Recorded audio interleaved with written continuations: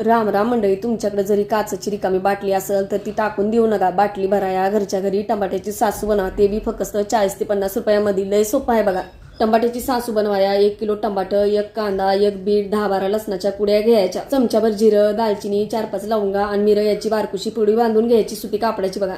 टमाट्याच्या ब्या काढून त्याचं तुकडं करून बीट, लसूण, कांद्याभर मिक्सरमध्ये बारीक वाटून बारक्या भलाच्या चाळणीनं गाळून घ्यायचं. उरलेली टमाट्याची पेस्ट कालवणामध्ये घालायची. आता हे समद गॅसावर ठेवून पेलावर साखर, अर्धा चमचा मीठ, अर्धा चमचा बॅडगी मिरचीची पावडर घालून 10-15 मिनिटं मोठ्या गॅसावर उकळून घ्यायचं. उकळताना पळीनं ढवळायचं म्हणजे कढईच्या बुडाला लागायचं नाही.